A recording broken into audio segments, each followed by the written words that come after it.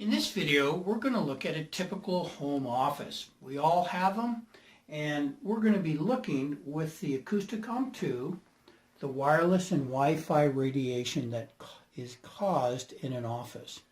So, we currently have, we'll turn it on here, currently have a printer, and as you can see, it's almost at the top.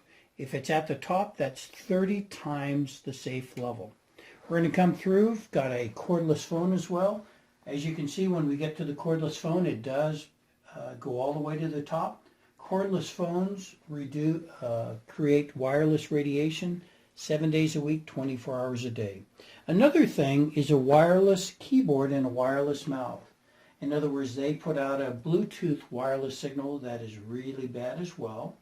In the back here, we have a wireless component, a wireless router, and wireless device that actually allow wireless devices to connect to the internet. As you can see, those are bad. A lot of them have a battery backup, so even if you turn those off, they'll still produce radiation. As we come over here on a cordless phone, you'll see two handheld units, and they cause an issue as well. Whenever you use a handheld unit, always treat it like a cell phone. And then we also have a typical laptop, and as you can see, it's at the top at 6 volts per meter, and where you want to be is 0.2. So again, anytime you see a red light or an amber light, you know you're in trouble. And typically you have a cell phone in an office as well. You want to move that as far away as you can. And then also a printer. Even if you have a printer like this printer is hardwired, a lot of them still have a component, a wireless component, that even though if you plug them in, it will not turn the wireless off. Now on the Acousticom 2, we're going to turn on the sound. So we press the button one more time, and let's see what it sounds like.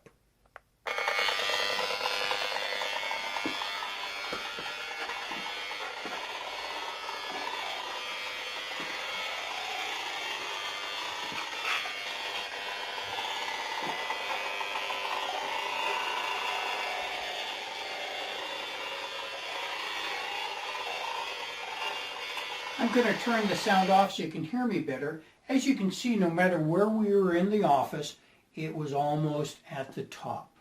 So what we're going to do is we're going to turn everything off in this office, and we'll show you how low the signal can get. This is Bill. We're back in the office, and what we've done is turned off as many things as we can in this office. So you can see the reading, it was all the way up in the red. Now it's an acceptable level. It's at actually between 0.1 and 0.2. So that's great. And so we're just going to give you some suggestions on what to do to keep it as safe as possible. Because it is a home office, you do need modern conveniences. So on a printer, the printer puts out a wireless signal, and make sure whenever you're not using it to put it in the off position. Even though a printer is hardwired, it won't turn off the wireless. So if you have a meter, then you can tell what it's putting out. So on this particular printer, we have it off, and we would recommend that greatly. And then also, here's a standard portable or cordless phone that we have in an office. It has a base, and then it has a hand unit. Now this cordless phone has two more hand units over to the other side because she uses it a lot. So on this particular device in Canada and in the US, what happens with these is the base. This is the base, the larger part. It puts out wireless 24 hours, 7 days a week. So as far as you can get the base away from you, the better off you are. There's no way to turn that off. Even if you hang up the phone, the wireless is still looking for a handset. Now, the best solution is don't have a cordless phone. What you do is to get a corded phone. So for the old-time phones that plug into the wall, those are a best solution. Now, if you ever have a corded phone, if you want to go that way, and it does have a hand unit separated from that, it's a combination of a cordless phone and a corded phone, and that will still put out the wireless. So that's how you can tell what you have. And then also with your little Acousticom 2 meter, you can pick that up as well. Here's another thing. Typically in today's office, we have a wireless keyboard and a wireless mouse. These constantly put out a Bluetooth wireless signal. Very, very bad for you.